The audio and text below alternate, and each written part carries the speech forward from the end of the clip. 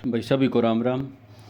आज हम करते हैं next topic start, rural marketing.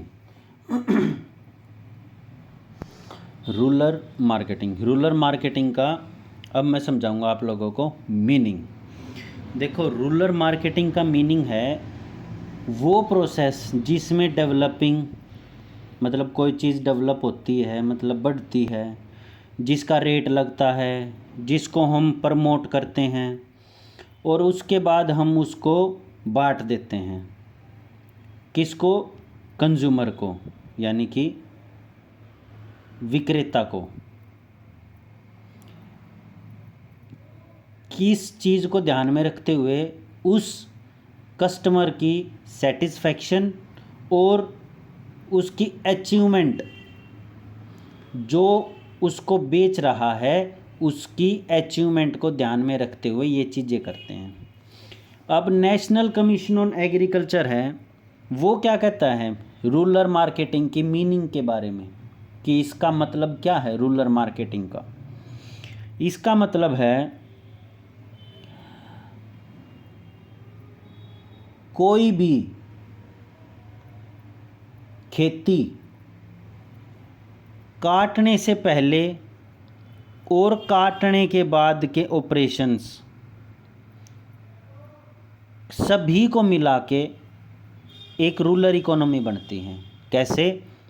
इसमें आ जाते हैं असेंबली करना, देखो जैसे बोना, फिर उसकी खुदाई करना, फिर उसमें पानी डालना, फिर उसकी कटाई करना, फिर उसको कहीं पे स्टोरेज करना, यानी कि ज़्यादा गेहूँ हो गए या ज़्यादा सब्जी हो गई या ज़्यादा फूट कचरी होगी तो उनको कहीं पे कोल्ड स्टोरेज में संभाल के रखना, फिर संभालने के बाद उसको दुकान तक ट्रांसपोर्ट करना, ट्रांसपोर्ट करने के बाद उसको कंज्यूमर तक डिस्ट्रीब्यूट करना। तो ये डेफिनेशन दी थी नेशनल कमीशन ऑन एग्रीकल्चर। ऐसे ही एक डेफिनेशन दी है थॉमसन ने। ठीक है, इसने दिया है कि वो सभी ऑपरेशन इसकी रूरल मार्केटिंग की डेफिनेशन में हैं जो एग्रीकल्चर फूड एंड प्रोडक्ट से रिलेटेड हैं। जैसे कि रॉ मटेरियल, बीज को पानी दिया, पौधा उगा, फिर उसमें खेती नड़ाई, फिर उसमें कटाई करी, काटने के बाद उनको स्टोरेज किया, फिर उसका ट्रांसपोर्टेशन किया, फिर उसको डिस्ट्रीब्यूट किया। अब ये चीज़ ज़रूरी नहीं है इसमें है, ये आप टेक्सटाइल में भी लगा सकते हो। टेक्सटाइल को रॉ मटेरियल कहाँ से आया, जो जिससे टेक्सटाइल बनती है, मिट्टी या कुछ और। मिट्टी के बनने के बाद चलो टाइल लगा लेते हैं जो अपनी घरों में लगती हैं, फ्लोर टाइल या कोई भी टाइल का पहले रॉ मटेरियल आएगा। रॉ मटेरियल आने के बाद उसको गीला किया जाएगा, जब एक मशीन में डालने के बाद एक प्रोडक्ट तैयार होगा, एक टाइल। उन टाइलों को फिर सुखाया जाएगा धूप में सुखाने के बाद उन टाइल्स को स्टोर किया जाएगा किसी स्टोरेज में, बड़े से एरिया में। स्टोरेज करने के बाद उसको डिस्ट्रीब्यूटर तक पहुंचाया जाएगा, डिस्ट्रीब्यूटर तक पहुंचाने के बाद उसको डिस्ट्रीब्यूट किया जाएगा। समझे? और इन ऑपरेशंस में बिचौलिया भी होता है, कंज्यूमर भी होता है और क्रेता भी होता है। क्रेता, बिचौलिया और विक्रेता। ओके, ये थॉमसन के अकॉर्डिंग थी। अब जो अपनी मार्केट है ना, वो दो तरह की होती है, दो तरह की सिर्फ और सिर्फ, अर्बन, रूरल। अब इसमें कैसे काम होगा? या तो मार्केट अर्बन टू रूरल चलेगी या मार्केट रूरल टू अर्बन चलेगी। कैसे? जैसे रूरल में बने ट्रैक्टर, रूरल में बनी कोई मशीन, तो वो कहाँ जाके बिकेगी? ट्रैक्टर शहर में तो बिके नहीं, ट्रैक्टर बिकेगा रूरल एरिया में। अब रूरल एरिया में साग सब्जी उगी, रेवाड़ी की साइड में पित्तल का सामान बनाया, तो वो कित बिकेगा? वो शहर में जाके बिकेगा। दूध कहाँ जाके बिकेगा? शहरों में जाके बिकेगा। अब रूरल टू रूरल, दूध है, आजकल दूध गांव में भी भैंस रखना पसंद नहीं कर रहे, तो रूरल में दूध वो कहाँ बिकेगा? गांव में बिक सकता है और गांव से शहर में भी बिक सकता है। तो ये दो तरह की मार्केट हैं, समझे? रूरल और अर्बन। और ये इसके बीच में कॉन्ट्रैक्ट कैसे है? Rural to urban, urban to rural, और रूरल टू रूरल।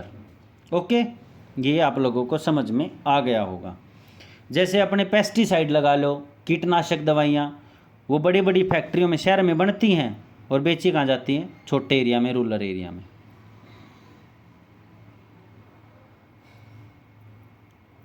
अब आ जाते हैं नेचर ऑफ रूरल मार्केटिंग, यानी कि जो ये रूरल मार्केट है इसका नेचर कैसे है, कैसे काम करती है, क्या होता है इसके अंदर, वो पढ़ेंगे अब हम। रूरल मार्केटिंग में ऑक्यूपेशन पैटर्न होता है।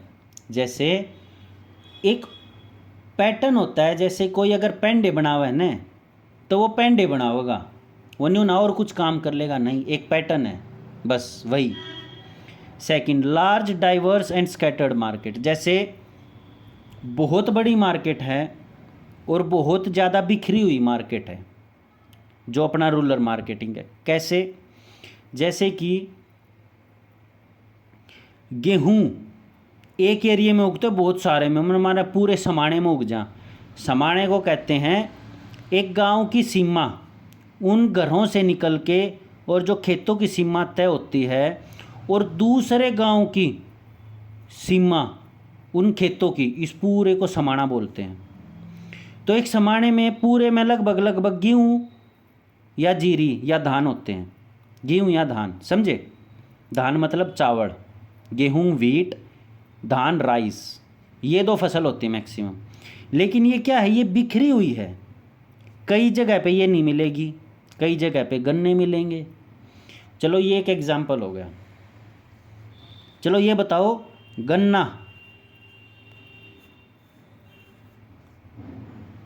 अपना खरीफ क्रॉप है या रबी क्रॉप है? कमेंट करो। अच्छा, जैसे अपना पीतल का सामान है, पीतल का सामान बना है रेवाड़ी में ज़्यादा, तो उसमें क्या होता है कि वो बहुत बड़ी मार्केट है लेकिन बिखरी हुई मार्केट है, समझे? ये एग्जाम्पल हो गए। अब सोशो इकोनॉमिक पैटर्न है। सोशो इकोनॉमिक पैटर्न से मेरा तात्पर्य है कि कोई अगर कुम्हार है ना, तो वो पुराना भी कुम्हार था, उसका पापा और उसका पापा भी कुम्हार था। तो उससे क्या हुआ, एक उनके ऊपर एक तबका सा जुड़ गया कि भी ये तो कुम्हार परिवार, इसका काम क्या है? पेंडे बनाना। चाहे बेशक कल ना वो कुछ और कर ले, लेकिन उसका काम सिर्फ और सिर्फ उन लोगों ने कर दिया पेंडे बनाना, समझे? अच्छा जी, low literacy level. Low literacy level से मेरा तात्पर्य है कि ज़्यादा पढ़े लिखे नहीं हैं रूरल मार्केटिंग के रूरल जो गांव में रहते हैं, गांव से जुड़े हुए लोग हैं, वो इतने पढ़े लिखे नहीं हैं। 10वीं 12वीं जो पहले के लोग हैं वो मैक्सिमम आपको 12वीं तक के मिलेंगे। जो अब आने वाली जनरेशन है वो आपको ग्रेजुएट मिलेगी मैक्सिमम। वैसे तो कईयों की 10वीं भी ना पाटती गामा में, वो एक अलग मैटर है। वो फिर खेतों से जुड़ जाते हैं, वो अपना कमाने लग जाते हैं छोटी उम्र में, किसी के परिवार में कोई दिक्कत आ जाती है। तो कहने का मतलब है कि पढ़ाई लिटरेसी लेवल कम है, यानी कि पढ़े लिखे लोग कम हैं, लो स्टैंडर्ड ऑफ लिविंग है। अब देखना, जो बड़े बिजनेसमैन होते हैं ना, जो अर्बन एरिया में रहते हुए हैं, तो खूब ठाठ बाट करेंगे, बढ़िया गाड़ी लेंगे।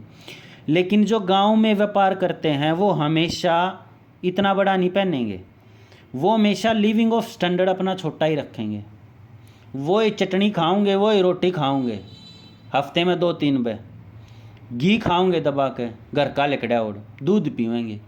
पर न्यू ना है कुछ ऊट पटांग कर लेंगे ना, वो स्टैंडर्ड ऑफ लिविंग कम रहेगा उनका। इनएडिक्वेट इंफ्रास्ट्रक्चर फैसिलिटी, जैसे मैं कुमार भाइयों से लगा लेता हूँ। जो कुमार भाई हैं, एक चरखा रखते हैं कुमार भाई, चरखे के यहाँ पे एक डोट होता है लंबा सा बैत, ऐसे घुमाने के लिए। तो ये यहाँ पे मोटर नहीं लगाते, मोटर से नहीं घुमाते इस पहिए को, ये हाथ से घुमाते हैं। तो क्या है, इंफ्रास्ट्रक्चर फैसिलिटी नहीं है वहाँ पे ज़्यादा, इसको कहते हैं। अगर यहाँ पे मोटर लग जाए तो उनके जो बर्तन वो 1 मिनट 5, 10, 15 आधे घंटे में बना दे, वो वही बर्तन 15 मिनट में बना देंगे। तो उससे उनके बर्तन ज़्यादा बनेंगे और ज़्यादा बिकेंगे। समझे। ट्रेडिशनल आउटलुक, ट्रेडिशनल आउटलुक का मतलब है कोई अगर गांव के अंदर कोई बाणिया है और बाणिया ने कर ली परचून की दुकान, तो उसके पुराने पिताजी, पुराने नहीं मतलब जो उसके पिताजी हैं, उन्होंने भी परचून की दुकान ही की होगी।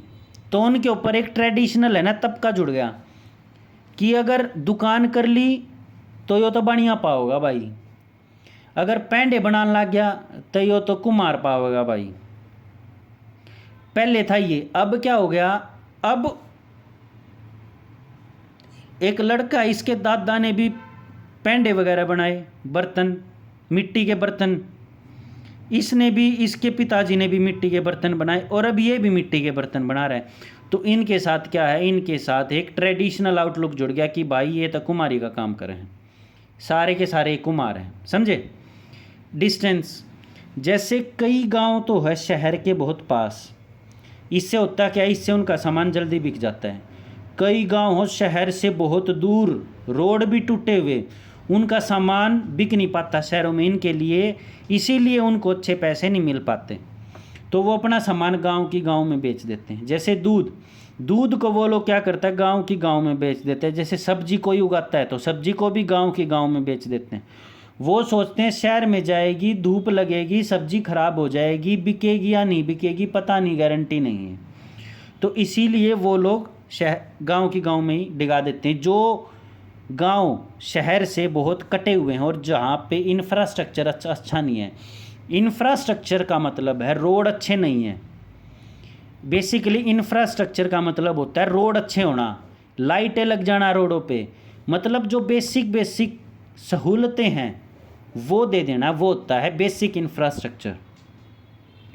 डाइवर्स सोशो इकोनॉमिक बैकग्राउंड, अब क्या है, एक गांव के अंदर कोई ना कोई पढ़ा लिखा भी मिलेगा और कोई ना कोई एक अच्छा खासा वो भी मिलेगा ठेकेदार टाइप में, तो वो और लोगों को दबाने की कोशिश करेगा।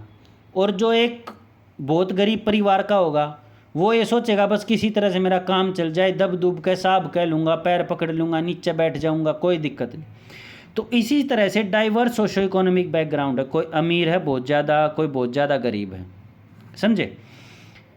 कॉन्वर्सेशन लाइफस्टाइल, अब गामा में जिसके किले बिक गए वो तो ले ले स्कॉर्पियो, जो समझदार है किले बेच कर वो ले ले है दूसरा किला। लेकिन जिनकी स्थिति वैसी ही है, जिनके पास ज़्यादा किले हैं नहीं, तो उनकी लाइफस्टाइल में ज़्यादा सुधार होता नहीं, वो ऐसे के ऐसे ही रह जाते हैं। पुअर मीडिया रीच, अगर कोई गांव में छुपा हुआ टैलेंट है और वो बाहर आना चाह रहा है तो वो बाहर नहीं आ पाएगा। क्यों? क्योंकि उसका मीडिया का उसको कवरेज नहीं मिलेगा। अगर किसी ने धान की कोई अच्छी फसल उगा दी अपने आप सर्च करके और रिसर्च करके, तो उसको मीडिया का कवर नहीं मिलेगा। इससे होगा क्या, वो जो धान उगाएगा ना उसको उसके अच्छे रेट नहीं मिलेंगे, वो ऐसे ही किसी भी रेट में मार्केट में फेंक के आएगा वो। पुअर मेडिकल फैसिलिटीज़, अब हर गांव में मेडिकल ट्रीटमेंट अच्छे नहीं हैं। होता क्या है, जो ये केमिस्ट होते हैं ना, केमिस्ट वाले, यही गांव वाले लोगों को डॉक्टर लगते। क्यों लगते हैं? क्योंकि उनकी परेशानी में यही लोग उनके साथ होते हैं। बुखार हो जाए, जुकाम हो जाए, किसी भी तरह का कुछ भी हो जाए, तो जो एक केमिस्ट होते हैं यही लोग उनको देते हैं दवाइयाँ। कैसे देते हैं? उनको क्या पता कि इसमें क्या देनी है, एक्सपीरियंस से पता लगता है। उन्होंने देखा कि दवाई की डॉक्टर तो यही दवाई लिखा है बुखार की, तो वो लोग बुखार की वही दवाई देने लग जाते हैं। लेकिन केमिस्ट को ये नहीं पता वो ही दवाई क्यों दे रहे हैं, ये नहीं पता उसको। समझे। वो होता है गधे की तरह, एक काम बता दिया वो उसी को करता रहेगा। तो अपना जब कुछ भी हो तो मेडिकल फैसिलिटी अगर नहीं है तो ट्राई करो किसी डॉक्टर को दिखा लो, शहर में जाके दिखा लो, सरकारी हॉस्पिटल में दिखाओ, 5 रुपये 10 रुपये की पर्ची कटेगी, सारे इलाज फ्री। समझे। चलो अब ये नेचर हो गया, ये था नेचर ऑफ रूरल मार्केट। अब सेकंड टॉपिक, मीनिंग मैंने समझा दिया, नेचर मैंने समझा दिया। अब समझते हैं कैरेक्टरिस्टिक्स। कैरेक्टरिस्टिक्स का मतलब इसके अंदर क्या क्या है रूरल मार्केटिंग के अंदर। मोर पर्सपेक्टिव, मोर पर्सपेक्टिव मतलब ग्रोथ बहुत अच्छी है। मतलब अभी ये लोग जो रूरल मार्केटिंग में, जो रूरल एरिया में रहते हैं, अभी इन लोगों को मार्केट नहीं मिली और मार्केट बहुत ज़्यादा बड़ी है, फिर भी ये लोग अपना ठीक ठीक पैसा कमा रहे हैं। अगर सोचो इन लोगों को मार्केट मिल जाए, मतलब मोर प्रोस्पेक्टिव मतलब स्टडी ग्रोथ हो सकती है इन लोगों की, बहुत बढ़िया ग्रोथ हो सकती है। अभी तो इन लोगों की एक तरह की ये है, स्टैग्नेंट है। स्टैग्नेंट मतलब स्टडी ग्रोथ है, स्टडी ग्रोथ मतलब एक समान ग्रोथ है, एकदम ऊपर नहीं जा रही, नहीं, एक समान ग्रोथ है, समझे। तो इसीलिए इनके पास मौके बहुत हैं, क्योंकि कुछ खोने को है नहीं, पाने को बहुत कुछ है, तो मौके इन लोगों के पास बहुत हैं। अच्छा, साइज़ रूरल मार्केट है ना, बहुत बड़ा है, बहुत ज़्यादा, हमारी सोच से भी परे है रूरल मार्केट। अगर हम देखेंगे ना, अपने अपने गांव में पूछियो कि अपने गांव में कौन के मशहूर था पहले, आज से 10-15 साल पहले। मतलब जो शनी की खाट होया करें ना, शनी की, वो खाट आजकल बहुत कम गांव में बनने लगी, बहुत ही कम। असल में पुराने बुढ़े बनाया करते हुए जा लिए, नए युवा ने बेरा नहीं शनी की खाट के ऊपर बनाया करें। तो इसीलिए अब आगे आगे शनि की खाट के रेट देखना कितने बढ़िया होंगे। तो मतलब कहने का तात्पर्य है रूरल मार्केट में साइज़ बहुत ज़्यादा बड़ा है रूरल मार्केट का। मतलब अपनी जो पॉपुलेशन है ना, उसका लगभग 70% रूरल मार्केट में रहे, तो सोचो साइज़ कितना बड़ा है रूरल मार्केट का। यहाँ पे कितना ज़्यादा सामान बिक सकता है, कितना सामान बन सकता है, सोच के देखो।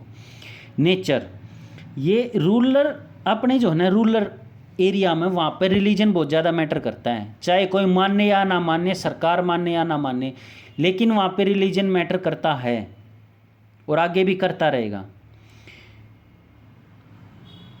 वहाँ पे। और नंबर 2, अपने रूरल एरिया में इनकम भी अनसर्टेन है। जैसे अगर कोई डॉक्टर है और वो गांव में ही रहना चाह रहा है तो उसकी इनकम अच्छी खासी है, या कोई टीचर है, किसी की मम्मी या किसी की दादी या किसी की वाइफ या किसी की बहन, अगर वो टीचर है तो वो अच्छा खासा कमा रही है और गांव के अंदर उनकी स्थिति अच्छी है औरों के मुकाबले, तो उनके खर्चे अच्छे हैं। मतलब गांव में हर तरह के लोग मिलेंगे आपको। गांव के लोग मैक्सिमम ट्रेडिशनली पहनना चाहते हैं। जैसे अगर कोई कुर्ते पजामा है ना, तो वो जीन्स कम पहनेगा, बहुत ज़्यादा कम, वो कुर्ते पजामा ही पहनेगा। शहर के लोग कभी कुर्ता पजामा पहन लेंगे ओकेजनली, कभी जीन्स पहन लेंगे, कभी फॉर्मल पहन लेंगे। तो ये एक मेनली डिफरेंस है। और गांव के लोग क्या है, सुपरस्टिशियस होते हैं, मतलब बिलीव करते हैं कि भाई अगर बिल्ली रास्ता काट जा तो आगे तक नहीं जाना, गैर टाइम पर बारिश होगी तो बाहर नहीं निकलना, अगर घर के भीतर कीड़ी पागी तो कुछ ना कुछ खिंड रहा है। इस तरह से उनके एक ट्रेडिशनल आउटलुक हैं। मतलब जो पुरानी पुरानी परंपराएं हैं वो चलती आ रही हैं और वो आज तक हैं। तो ये सारी चीज़ें इफ़ेक्ट करती हैं रूरल मार्केट को। जो मार्केट रूरल के अंदर अप्रोच करेगी अपने प्रोडक्ट को बेचने के लिए, उनको इन चीज़ों का ध्यान रखना ही पड़ेगा, तभी उसके प्रोडक्ट बिकेंगे, नहीं तो नहीं बिकेंगे। जैसे अब मैं ट्रेडिशनल में आपको समझा देता हूँ। अभी भी आज के टाइम पे भी कई गांव में राख से बर्तन धोते हैं। उस राख बहुत बढ़िया है, कोई दिक्कत नहीं है बर्तन धोने में, समझे। लेकिन अब चैलेंज क्या है, विम बार को इस राख को रिप्लेस करना है। कई गांव नहीं कहते, कई बुढ़िया कहें राख तो धो ले, विम बार तो मत दो, विम बार बढ़िया नहीं है। तो सही कहती हैं, राख से बर्तन धोने चाहिए। लेकिन आजकल के ट्रेडिशनल क्या करते हैं, एक तो इसमें तो खुशबू ना आती, इसमें तो खुशबू आवे है, यो हमने बार बार ठाना पड़ा है, यो एक टिकिया हुआ अपने दर्द दो इसने, समझे। तो ये रिप्लेस करने के लिए ही इनको इन चीज़ों का ध्यान रखना पड़ेगा। अच्छा, रिस्पॉन्स टू प्रोडक्ट्स।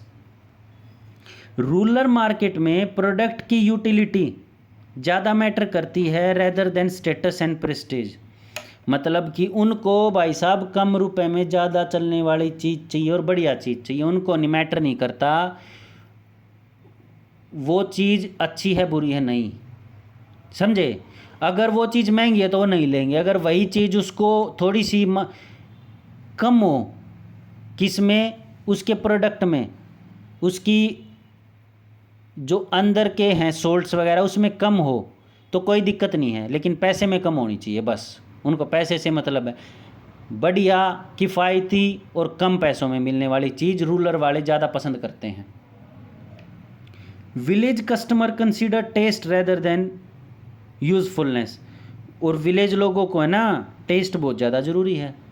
ये नहीं है कि वो कुछ भी खरीद लेंगे, नहीं, वो लोग टेस्ट देखेंगे। अगर ज़्यादा मिर्ची है, लाल मिर्ची ज़्यादा, तो वो लोग नहीं खाएंगे, समझे। तो उन लोगों के लिए टेस्ट मैटर करता है। कई लोग लाल मिर्च की चटनी खा लें, हर लाल मिर्च सब्जी में ना घेरते, तो उन लोगों के लिए टेस्ट मैटर करता है। वो क्या है, वो चाहते हैं सिंपल प्रोडक्ट और लंबा चलने वाला प्रोडक्ट। उन लोगों को ऐसे प्रोडक्ट बहुत जल्दी पसंद आते हैं। ये इनके कैरेक्टरिस्टिक्स पसंद बता रहा हूँ मैं रूलर के। Number 5, response to price. अभी मैंने बताया था उन लोगों को कम प्राइस की और मीडियम क्वालिटी की चीज़ें बहुत पसंद होती हैं। उनको सुपीरियर क्वालिटी नहीं चाहिए, उनको मीडियम क्वालिटी चाहिए, प्राइस बड़ी कम चाहिए, तो वो तभी झपक लेंगे, ले लेंगे। और इंस्टॉलमेंट उनको पसंद है और लोन फैसिलिटी पसंद है कि भाई 5-5 रुपये ले ले, कोई ना, तू दे दे, हो ले लेंगे हम, कोई दिक्कत ना है, समझे। और उनको उनकी जो है ना स्ट्रॉन्ग डिज़ायर्स हैं, मतलब वो बड़ा करना चाहते हैं, लेकिन उनके पास पेमेंट नहीं है इतनी, तो वो कहते हैं भाई हम कुछ टाइम बाद कर लेंगे, कोई दिक्कत नहीं है, पर हम बड़ा करना चाहते हैं, हमारा लक्ष्य बड़ा है। अच्छा, रिस्पॉन्स टू प्रमोशन। अब ये क्या है, highly attracted by local and regional promotion.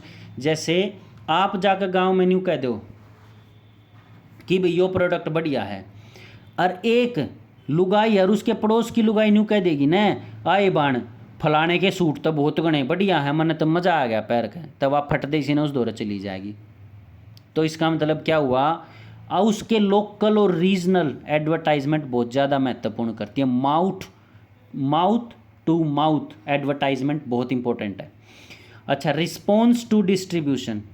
अब क्या है, वो उन लोगों से खरीदना पसंद करते हैं जिन लोगों के उनके साथ कॉन्टैक्ट अच्छे हैं। कभी भी देख लेना, आजकल तो ये बात जो बनिया समुदाय है वो भी समझ चुका है। वो कोई भी गांव तो आओगा ना, पहला उसने चाय पानी देगा, फिर कहेगा और भाई साहब ठीक हो, घर पे ठीक ठाक है, फिर उसकी प्रोडक्ट दिखाओगा।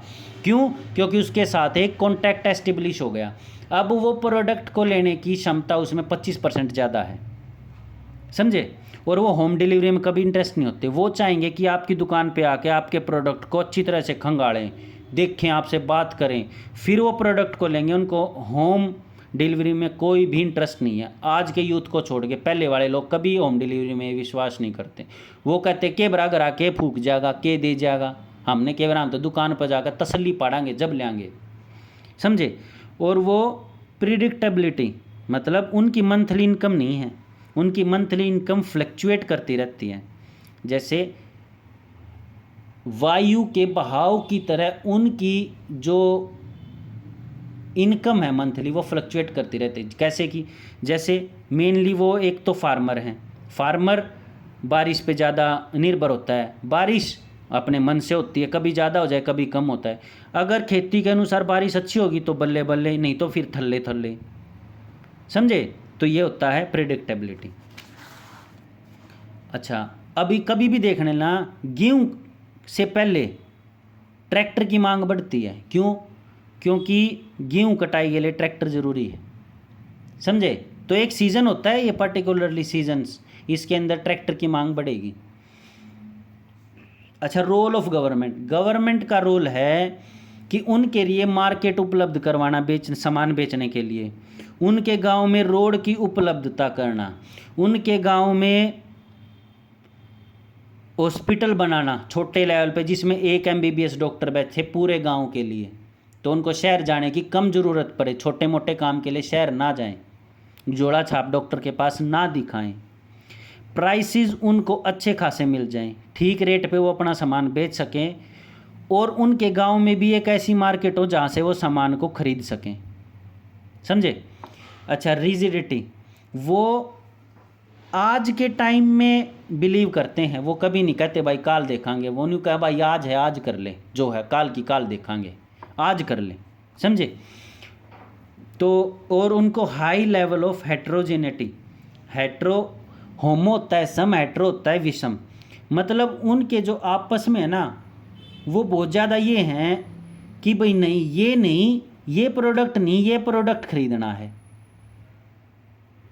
समझे? जैसे अगर पड़ोसी कुछ ले आएगा ना तो साथ वाला कहेगा अच्छा चलो मैं भी ले आता हूँ, मैं भी देखता हूँ ये प्रोडक्ट कैसा है। फलाने ने आइस ट्रैक्टर लिया है, अरे भाई बहुत बढ़िया चल रहा है, तो चलो भाई मैं भी लूँगा। तो इस तरह से उनके अंदर हाई लेवल ऑफ हेट्रोजेनिटी है।